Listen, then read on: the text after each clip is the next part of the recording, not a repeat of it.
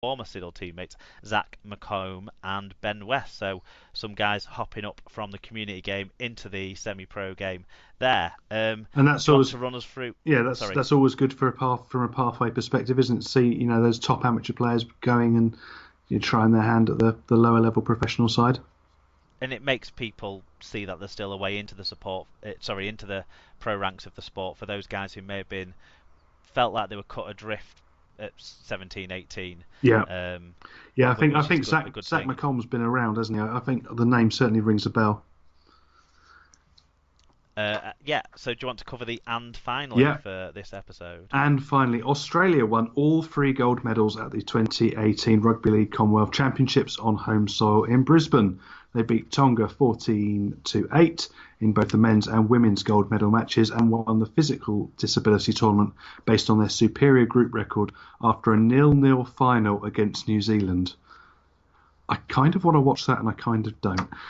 Scotland were the highest ranked. I think on the final day there was 3-0 Wow. games in the physical disability tournament. So I guess forward dominated battle. I just imagine a lot of big blokes just running into each other again and again and again. No one getting past outside a sort of 20 metre zone.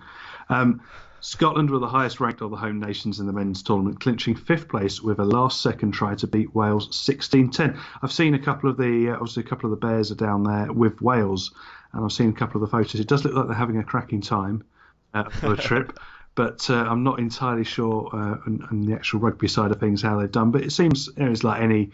So when you go into camp, you do learn a lot from being around that sort of international setup, even at that lower level of competition.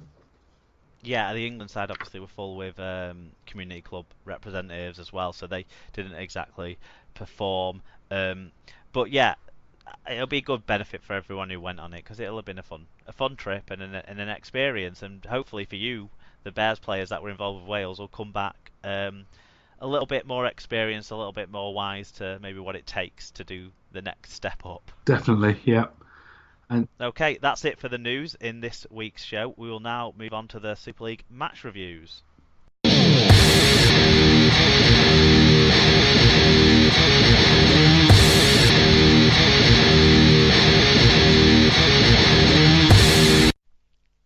Okay, it's time for the Super League match reviews now, and they are sponsored proudly by Rob's Toy Shop on eBay. You can find a wide range of toys, gifts, rugby league birthday cards, and more at Rob's Toy Shop on eBay. Visit stores.ebay.co.uk/Rob's Toy Shop, and on any orders over £5, you can earn 5% cash back. And on top of that, 1% of your order value will also go directly into the SLP coffers. You do this by putting SLP discount at checkout. And if you want to give your 5% to SLP too, you can do that by messaging Rob's Toy Shop when you make your order, and then you can give all your cash back to us, is what Rob's Toy Shop are offering. All those details about where to go and the discount code will be on a blog post on superleaguepod.com and also on facebook.com/superleaguepod, so look out for them there. We're going to go through, obviously it's been round 3 of action, although we've had round 12 last week. We've got round 3 this week. The average attendance across round 3 was a bit of a disappointing 7,105, but when you hear about who all the home teams were and who all the away teams were, it won't be that much of a surprise. And we're going to start with Friday night's game for Salford versus Hull Kingston Rovers, your side there in the Super League. yeah, So it ended 36-12 to Salford for their first win of the year in front of 2,948 people who all enjoyed a fine refereeing performance by James Child. Unfortunately, we haven't had any fan views in on this one. People need to get back into the groove there, but we've got your fan views to come, Tim. But first we'll run through the stats. So do you want to take us through the team yep. stats? So in terms of the team, Salford basically won most of the key stats. They had the most positive plays and less negative plays. A few crucial numbers were 7-11 on the penalty count, 389 more metres, and Rovers went below 1,000 metres in total, and with 67 fewer tackles made. Salford were able to use more energy with the ball than without it. Yeah, and in terms of individuals, Gareth O'Brien, he grabbed a try, 2 try assists, 2 clean breaks. Tyrone McCarthy worked his socks off, 40 tackles, 115 metres. One to have a look at on the Dream Team, maybe. It might be a bargain buy. Josh Jones, 6 tackle-busts, 138 metres, 3 successful offloads. And Lama Tassi with 106 metres. Notable names to mention for the losing Robins. Adam Quinlan had a try, 7 tackle-busts, 2 clean breaks. Justin Carney had 116 metres, returning to one of his old sides. Ryan Shaw had 104 metres, and Rob Mulhern is a bit of a workhorse for Hull KR this year already. He had 48 tackles, 15 of which were marker tackles. So what did you make of this one, Tim? Yeah, I mean, just picking up on that last point, Robbie Mulhern, he's watched a couple of games with him. He's looked very good. He's probably one of the brighter. But one of the first things that dropped out me watching the highlights of this was the pitch. It looked really smooth and it was bobbling all over the place. You sort of saw a couple of the kicks go through, and it was main thing. I mean, if you watch it back, was the KR line speed in defence and just the sort of way they were as a team. There was a lot of confusion going on between the defenders, and you saw a couple of the Salford tries. You thought, you know, a side that's perhaps had a bit more time together and gelled a bit would probably be able to stop a couple of those. It didn't look like it was one quite to watch back on KR TV the whole game, but it was quite interesting. One of the things that did leap out for me was Junior Sal's hair. I don't know if you saw that. Yeah, he's been rocking this sort of blonde kind of mop, hasn't he? Yeah, he stands out for his ability on the field. I mean, he's one of the best performers. The try he scored was pretty walk through a huge gap.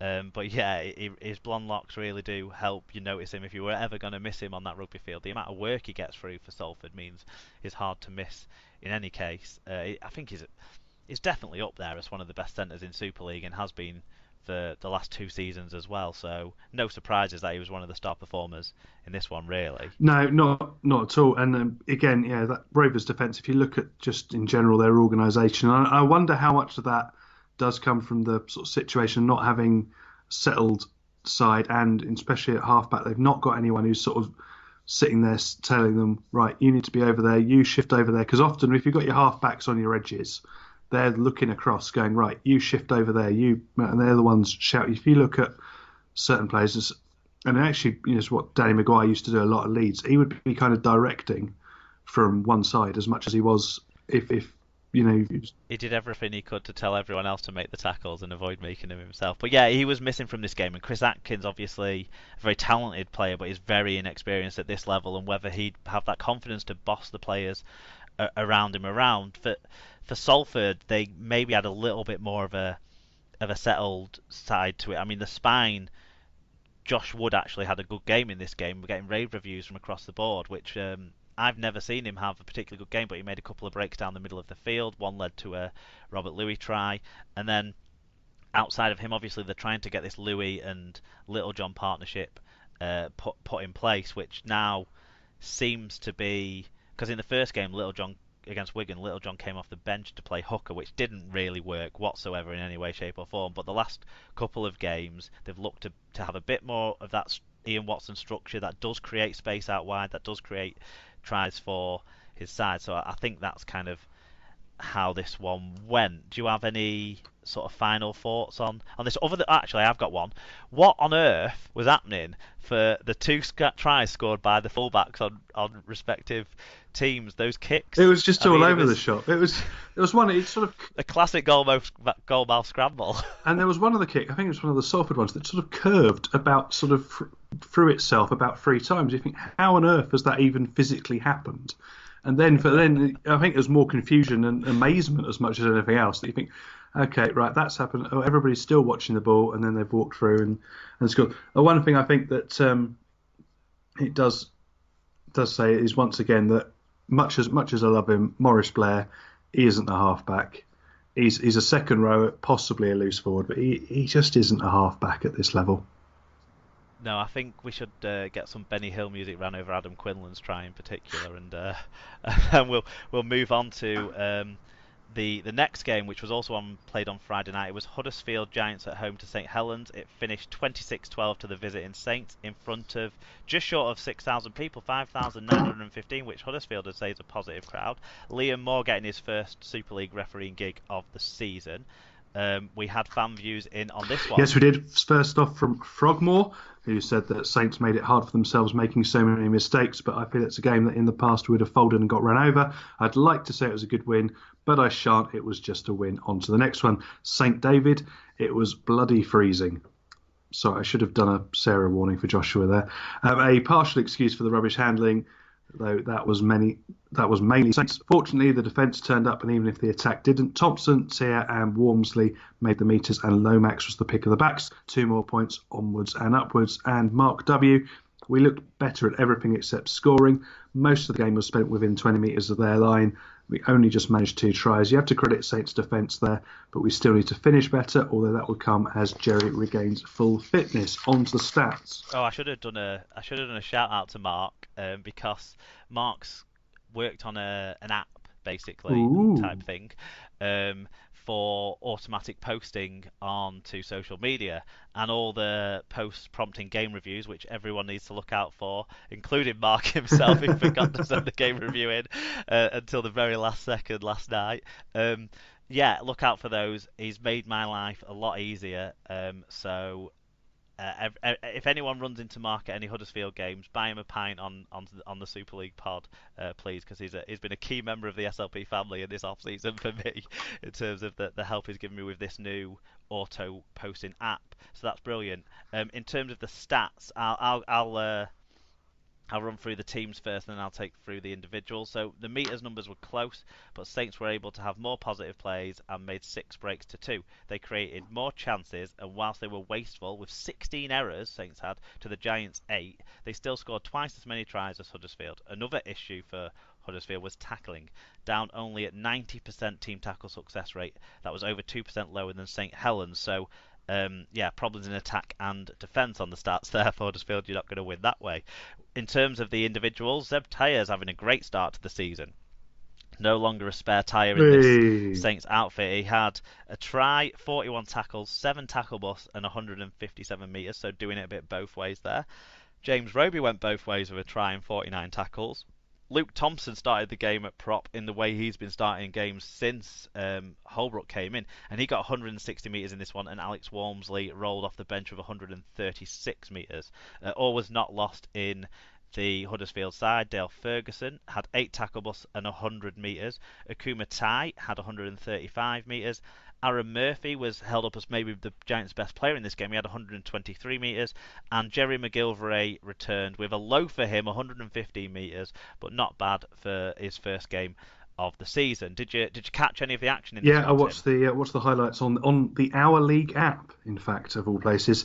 And I think the main thing there's 2 things that leapt at me. First was Roby gonna Roby. It was a classic James Roby performance. If you look at certainly the way he came out, there was one try where he just jumps out of dummy half, sees the fence not quite square, makes 20 metres, sets that up, and then they pull it out to score. And the second one was, as much as I dislike him immensely, John Wilkin actually I thought had a really good support line, and he was sort of running around the back, and he was actually playing really well as a loose forward. It might actually turn out to be his better position.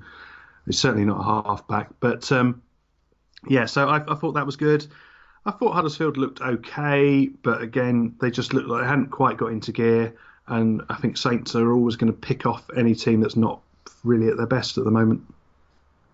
Yeah, I think the tries that Huddersfield scored looked a little bit soft defensively from Saints' perspective, but for the bulk of the game, reading all the reviews and everything, it seems like Saints were really strong defensively. They had to be, because they dropped a ton of ball. That's not what they want to be doing. That's kind of really taking them back to where they were when they weren't scoring enough points last season, when Holbrook first implemented the new sort of systems. And it was really a James Roby show, because Ben Barber wasn't really influential in this one. It doesn't look like Danny Richardson had a big handle on this particular game like he has done early doors. Johnny Lomax had a couple of try assists. He was influential, but no one really lit up the game, probably because of all the errors they were making. What I've noticed this season so far is it's lots of tries from kicks across the board, and there was a good try from a kick in this one where